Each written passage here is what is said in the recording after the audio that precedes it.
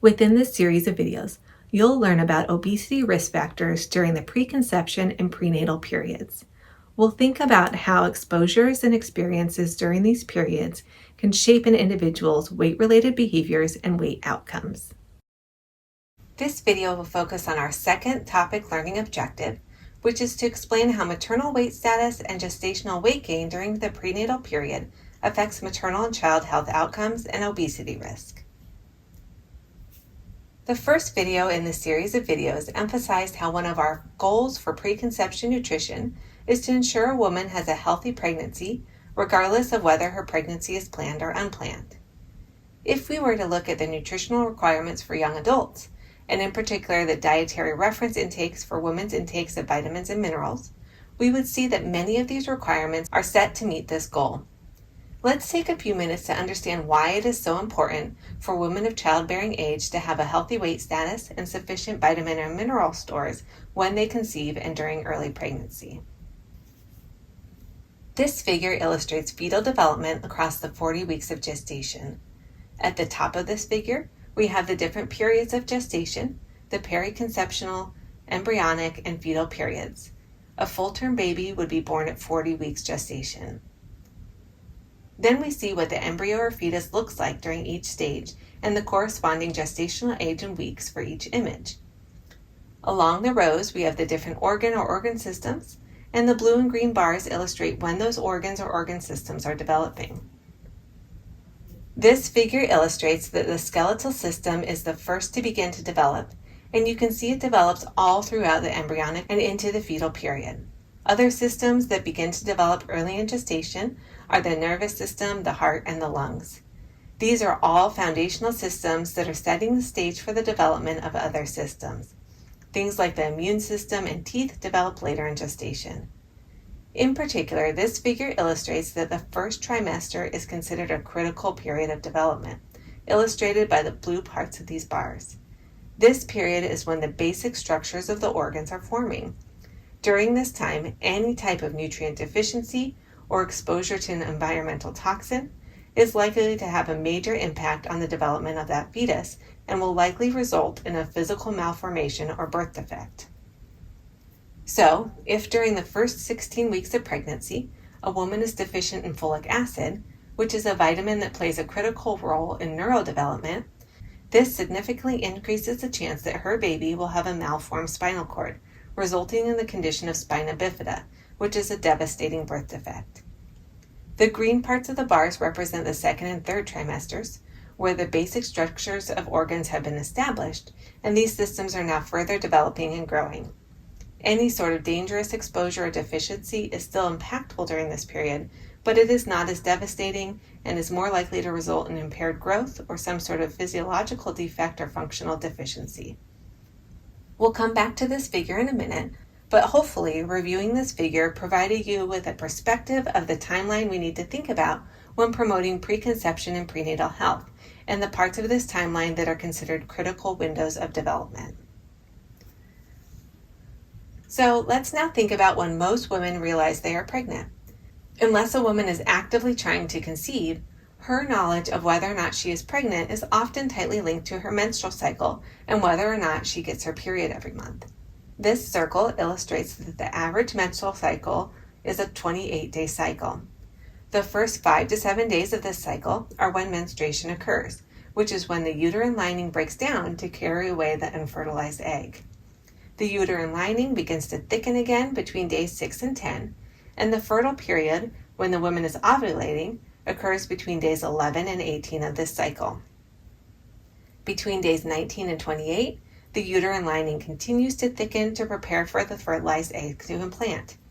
If conception doesn't happen during this cycle and a fertilized egg doesn't implant, then menstruation occurs again and the cycle repeats. However, if an egg is fertilized, then the uterine lining would not break down and the woman would not get a period. So if you think about this cycle, a woman who isn't planning to become pregnant but has an unplanned pregnancy likely wouldn't even realize she's pregnant until the end of this period when she expects to menstruate and she doesn't. Most women do not realize they are pregnant, and most pregnancy tests don't detect a pregnancy until about 4 to 6 weeks of gestation. So if we return to our timeline of fetal development and look at what has happened in those first 4 to 6 weeks before a woman realizes she is pregnant, it's quite a lot. We see that several weeks of development have occurred for the nervous, auditory, cardiovascular, respiratory, and skeletal systems, meaning that if a woman has significant nutrient deficiencies, metabolic complications, or is drinking heavily or taking drugs, these critical organs could be severely affected. To bring this back to our original point, a major goal of preconception health is to make sure that women are capable and ready to conceive, regardless of whether or not they're planning to conceive. It is critical to ensure every woman has adequate nutrient stores and a healthy uterine environment to support these early critical windows of development. During this early window of prenatal development, nutritional deficiencies, exposures to toxins, illicit drugs or alcohol, or other aspects of the mother's metabolic functioning are all impacting this critical window of development when these foundational structures are forming. So we want to make sure that we're protecting this early window of pregnancy and making sure that all the necessary starting materials are there to ensure a healthy start for the fetus. Another important influence on overall prenatal health and pregnancy outcomes is the amount of weight that a woman gains during her pregnancy. In 2009, the Institute of Medicine came out with guidelines to guide practitioners and women in terms of how much weight should be gained during pregnancy. These recommendations were important because they gave clear metrics regarding the rate of gestational weight gain that was linked to the best pregnancy outcomes, which is an important tool for clinical practice and health monitoring. As illustrated in this table, the amount of weight a woman should gain during pregnancy depends on her weight at conception. It is recommended that a woman who had a pre-pregnancy BMI classified as underweight should gain between 28 and 40 pounds during her pregnancy at a rate of about a pound per week during the second and third trimesters. It is recommended that a woman who had pre-pregnancy BMI classified as normal weight should gain between 25 and 35 pounds during her pregnancy at a rate of about a pound per week during the second and third trimesters. A woman who had a pre-pregnancy BMI classified as overweight should gain between 15 and 25 pounds during her pregnancy at a rate of about 0.6 pounds per week during the second and third trimesters. And finally, a woman with a pre-pregnancy BMI classified as obese is recommended to gain between 11 and 20 pounds during her pregnancy at a rate of about a half a pound per week during the second and third trimesters. To give you a sense of what this weight gain entails and why the Institute of Medicine downgrades the recommended gestational weight gain for women who had higher pre-pregnancy weight status, we can think about the components of gestational weight gain and what we consider normal targets for the different factors that make up the recommended 25 to 35 pounds of weight gain for a normal weight woman. As is shown on this figure, this weight gain isn't all fat and it isn't all the baby. It's comprised of a little bit of both of these things, but it's also due to many other changes to the mother's body and her ability to carry and support a growing fetus. So first we see that there's weight gain associated with increasing breast size, an average of about 2 pounds over the course of the pregnancy.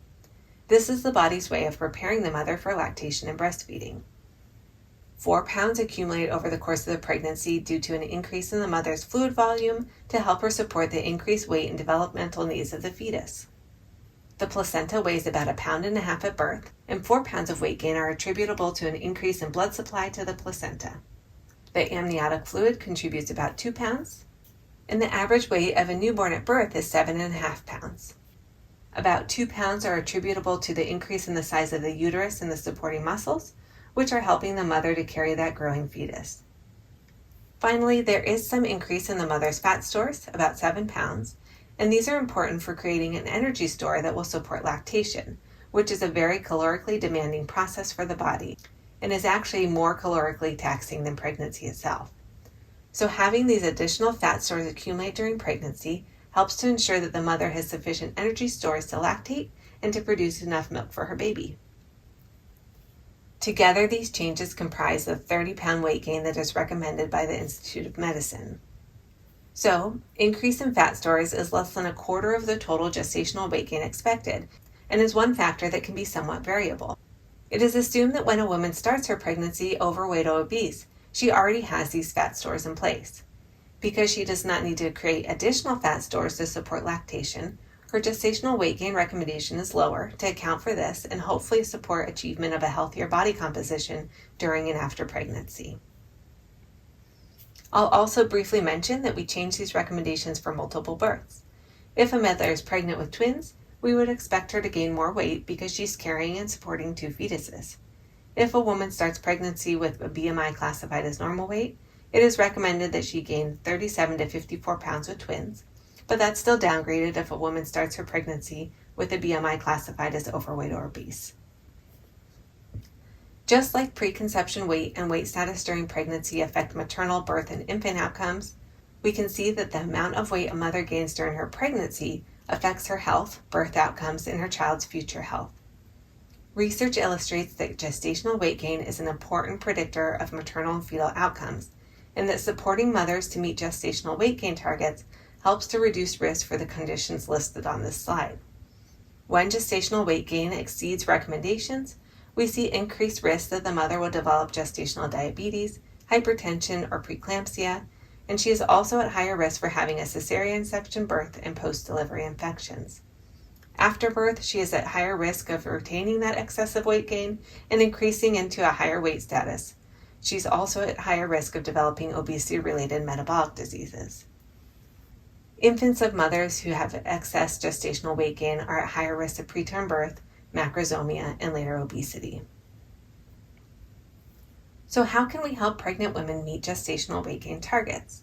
There are many ways we can support them, especially when it comes to helping them understand their dietary needs, safe forms of exercise, and the benefits of weight monitoring. We'll first talk about diet during pregnancy to make sure you have a good understanding of recommendations and how we should be educating families during this period to help pregnant women eat healthfully and manage their weight. We can first think about calorie needs during pregnancy. You may have previously heard of the idea of eating for 2 or seen TV shows or movies that convey the idea that pregnant women need a ton of calories and have cravings that drive them to eat large amounts of food. Although it is true that energy needs increase during pregnancy because the woman needs additional energy to support the developing fetus as well as the changes happening in her own body, the increased energy needs are not as high as many people assume. First, mothers don't actually need to increase their calorie intakes during the first trimester. During the first trimester, the woman is not really gaining weight because the development of the fetus is happening on a micro level that relies heavily on micronutrients such as vitamins and minerals. The embryo is developing on a very small scale to get the basic building blocks in place. And as we'll talk about, this is a time where a woman's micronutrient requirements are very high to support the embryo's development, but energy needs are about the same as they were prior to conception. We see that pregnant women's energy needs increase during the second and third trimester because this is the period where we are really seeing significant growth in the fetus. During these trimesters, the pregnant woman should increase calorie intakes by around 340 calories per day in the second trimester and around 450 calories per day in the third trimester. So again, these increases are not extreme and can be easily met by an extra small meal or snack per day. But the pregnant woman definitely does not need to, quote, eat for 2 to meet her increased energy needs. So how do pregnant women know whether they are meeting their calorie requirements? They don't need to obsessively track their calorie intakes to meet their targets. Instead, the best approach is for women to monitor their weight and chart their weight gain relative to the Institute of Medicine recommendations to ensure weight gain is on track. Prenatal care providers, such as obstetricians and midwives, should also assess weight at each prenatal checkup and help pregnant mothers know whether they are meeting targets for the amount and rate of gestational weight gain that is recommended for their starting weight. So pregnant women should be assured that they can eat in response to their feelings of hunger and satiation, as well as in response to their cravings, but there's no evidence that pregnancy cravings are a signal of a nutrient deficiency or need. And overall, we want to make sure that pregnant women aren't thinking that they need to eat an exorbitant amount of food, but rather that they realize that during the second and third trimester, they can add an extra hefty snack or a small meal daily to meet their calorie needs. Increases in calorie needs are comprised of increases in macronutrient needs. A pregnant woman's protein needs increase by 25 grams per day, which is necessary to support the development of the fetus's tissues and organ systems. Fat needs slightly increase, and pregnant women should make sure they are focusing on essential fatty acids, which are important for the fetus's neural development. The main change in carbohydrate needs is related to increased fiber requirements, which increase to around 25 to 28 grams per day. To follow up on prenatal dietary fat needs, we want to make sure that pregnant women know how important omega-3 fatty acids are during pregnancy. These fatty acids are linked to higher intelligence, better vision, and more mature central nervous system development for the infant. So we want pregnant women to be aware of this and to be getting up to 3 grams per day of omega-3 fatty acids. Fish is one of the best sources of these fatty acids, but there are also non-fish sources of these fatty acids, including walnuts and flaxseed. During pregnancy, micronutrient needs increase disproportionately to energy needs. This means that if a pregnant woman just increased her calorie intake to meet the calorie and macronutrient targets outlined on the previous slides, this wouldn't necessarily lead her to also meet her increased micronutrient needs, because these needs increase at a greater extent than calorie needs. So one thing that we should recommend to pregnant women is that they should focus on nutrient-dense foods to make sure that they are maximizing the vitamins and minerals that they are getting in each meal. However, it is also recommended that pregnant women take a prenatal vitamin and mineral supplement to ensure that they are meeting their micronutrient needs. Ideally, a woman who's trying to conceive should start taking a prenatal supplement prior to conception to ensure her nutrient stores are sufficient at conception. Our main micronutrient concerns are folate, choline, vitamins A and D, fluoride, calcium, and iron. These are all important micronutrients for those foundational building blocks that are being built in the early weeks of gestation. This figure illustrates how the recommended daily allowances change compared to the non-pregnant state. Requirements for non-pregnant women are represented at 100% with the gray bars. Compared to this referent is the requirement for pregnant women, represented by the orange bars, and lactating women, represented by the blue bars. The percent increase in requirements is represented on the x-axis, and each vitamin and mineral is represented on the y-axis. With a few exceptions, we see that for the most part, pregnancy induces significant increases in needs for micronutrients such as zinc, selenium, iron, and vitamin C. Many of these increases are quite significant, as we see with vitamin D, which increases by 300%. This demonstrates how important these micronutrients are during these periods of pregnancy and lactation. So let's now think about exercise during pregnancy and how we can counsel pregnant women to exercise in ways that are safe and supportive of weight management.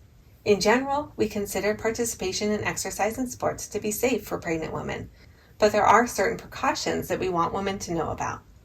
Ideally, each case should be evaluated individually to ensure that a patient doesn't have an underlying condition that would make exercise unsafe for her. So a pregnant woman should consult with her midwife or obstetrician to figure out the right level of activity that is safe for her. For all pregnant women, there are some major concerns that they should be aware of and that they should consider when choosing the type of exercise they do. Two of our major concerns are risk of falling and risk of abdominal trauma. If a woman is planning to do something like mountain climbing, this is probably not a good idea when she's pregnant because there's a high risk of her falling, which would cause trauma to the fetus. Similarly, something like softball, where the pregnant woman could get hit in the abdomen with a ball, is probably not a good idea. Decompression, which would occur through an activity like scuba diving, is not recommended because that can put pressure on the fetus that can cause harm. But beyond these three concerns, most activities are fine.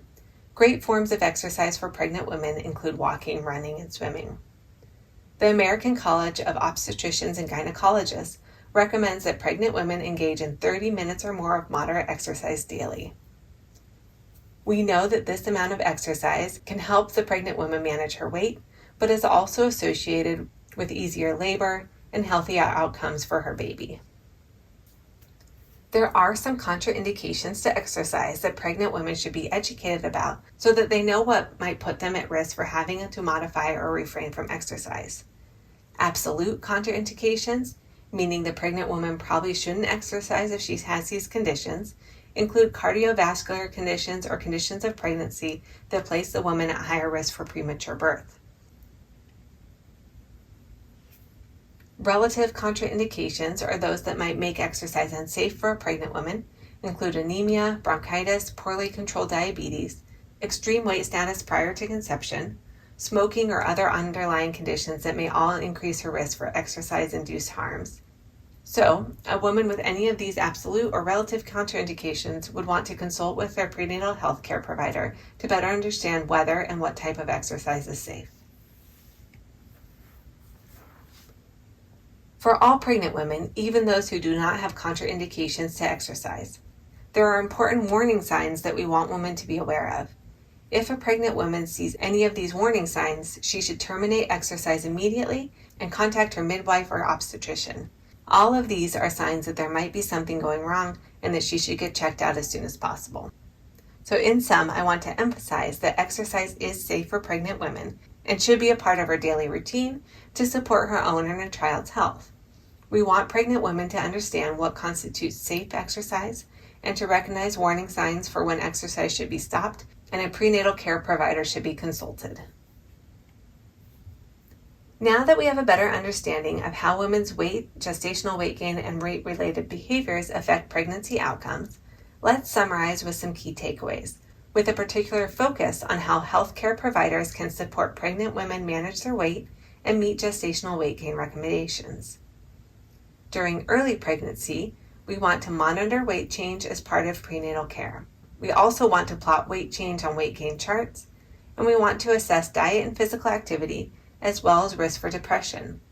Finally, we want to help to-be parents understand diet and physical activity recommendations. We want to continue all of these things during later pregnancy, and we especially want to continue to monitor weight change as part of prenatal care. We want to attempt to correct weight gain that is too fast or too slow by making modifications to diet and exercise patterns. And this is also a great time to encourage prenatal education related to birthing methods, breastfeeding, parenting, etc. It's also important to take the prenatal period to help the woman prepare for the postpartum period. This support can include promoting breastfeeding and supporting adoption of diet and exercise patterns that will fit into her life when she has a new baby. That's all for this video. Thank you for learning with me.